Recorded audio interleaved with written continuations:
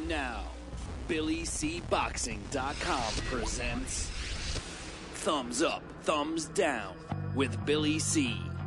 Here he is, Billy C.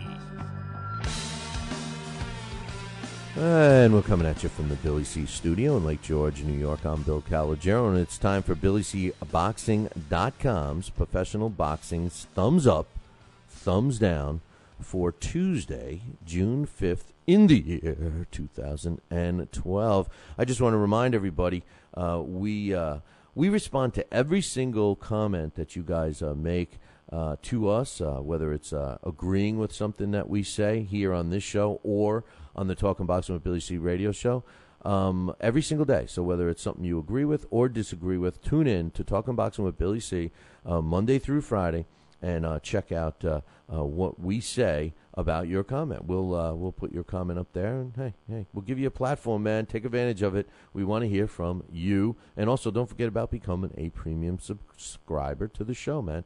We won't regret it. It's the best $15 you'll ever spend. That's a year, by the way. But anyway, we got a couple of thumbs up, thumbs down. First thumbs up. Thumbs up goes to Sugar Shane Mosely, my man Sugar Shane.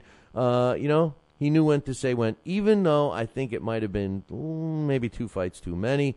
Thumbs up to Sugar Shane Mosely for officially announcing his retirement yesterday. This guy brought a lot to the sport. I really hope that he gets into the Hall of Fame with no questions asked. First-time ballot. This guy, when he was in his younger days, he displayed speed, he displayed power, he displayed a great defensive skill. But the best thing, I should say, that he displayed, in my opinion, was class. Sugar Shane Mosely was a class act in the ring. He was a class act outside of the ring.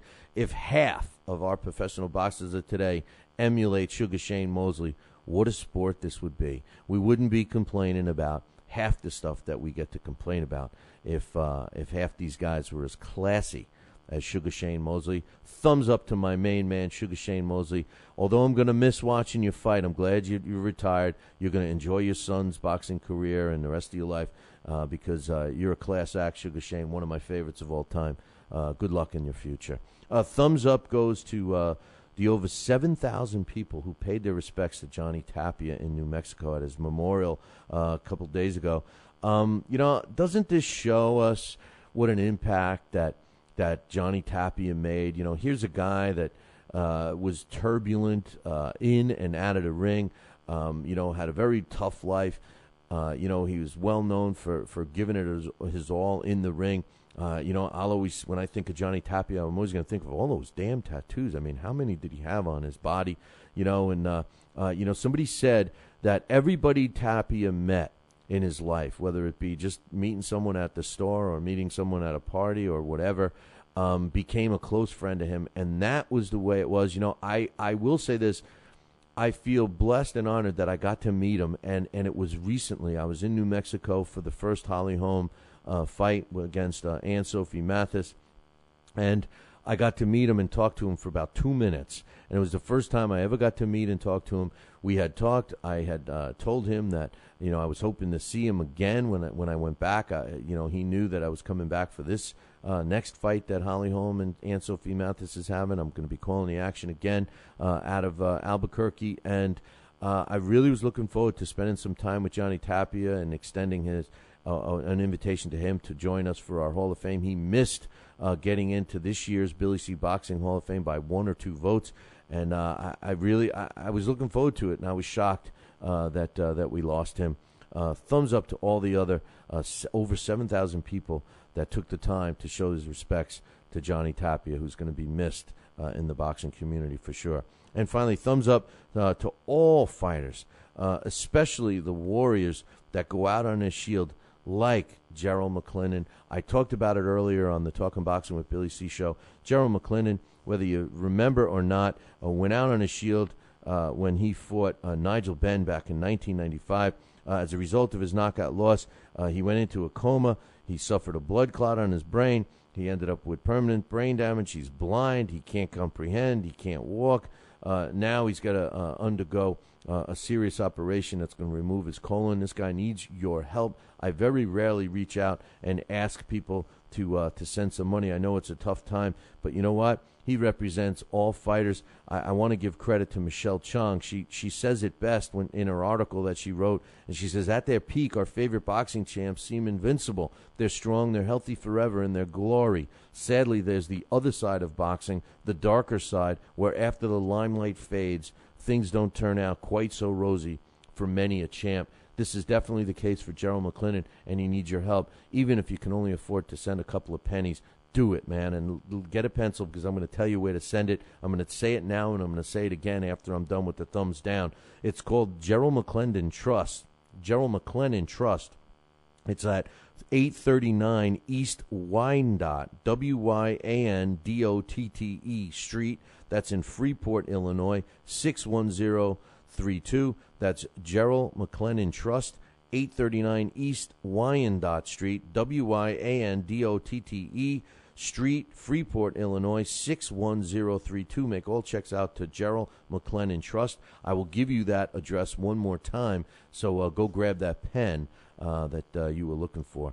Thumbs down goes to the Luxemburg Boxing Federation for beginning to waver on whether or not they're going to sanction the fight between Derek Chisora and David Haye.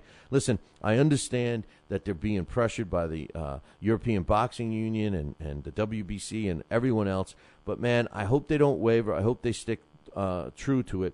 But even if they do, you know, the fight most likely will still go on. Frank Warren has reported that over 28,000 tickets have been sold, and it goes to show you that people want this fight, people care about this fight, and they're going to go watch the fight. The joke of it all, and the reason why I give them a thumbs down, is because they're going to say that this fight isn't a real fight if somebody doesn't sanction it. Come on, man. You're a boxing fan, I'm a boxing fan, and you know that we're going to look at this as a real fight. Thumbs down to Luxembourg Boxing Federation if you crack, man. I suggest you hold strong, but if you crack, thumbs down to you, Luxembourg Boxing Federation. And finally, only one more thumbs down.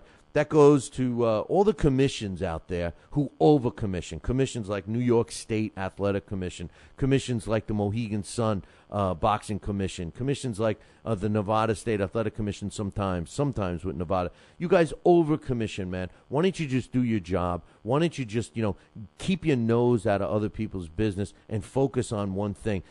A medical, for an example, that's done at a different doctor other than yours sometimes could be just as good as yours. Why do people like Greg Serb from the Pennsylvania State Athletic Commission, who's also the vice president of the ABC Boxing Commission, why do the guys like that and commissions like New York State and all the commissions force promoters to spend money and use a privately owned company just for their information, their boxing records for fighters? BoxRec does seem to have the same records. Marty Mulcahy said it on this show a couple of weeks ago, and I double-checked, and he's right. All of the records are the same. Why do commissions feel that Fights Facts is a requirement? It's like a monopoly. Listen, commissions over commission. We need commissions to have a happy medium. I certainly wouldn't. I like the New York State Athletic Commission. I like that they look out for the safety of the fighters, but they go beyond that too much. And then you have other states that don't do it enough. We need something in the middle, man. We need something in the middle. Stop over-commissioning, all you commissions out there that over-commission. And I'm not just picking on New York. I'm saying New York because I live in New York. But all of the commissions that over-commission, thumbs down to you guys. That's it for the thumbs up, thumbs down. Here's the address one more time. Send your tax-deductible donations to the Gerald McClellan Trust. It's 839 East Wyandotte, Wyandotte Street, Freeport, Illinois, 61032. I never asked for it. Generally, listen, this is a fallen fighter. This is what boxing's about. Let's show the world that the boxing community isn't all about punching each other in the face. Hey, man, that concludes our thumbs up, thumbs down for today. Make sure you tune in tomorrow. You know what I like to say. Ciao, baby.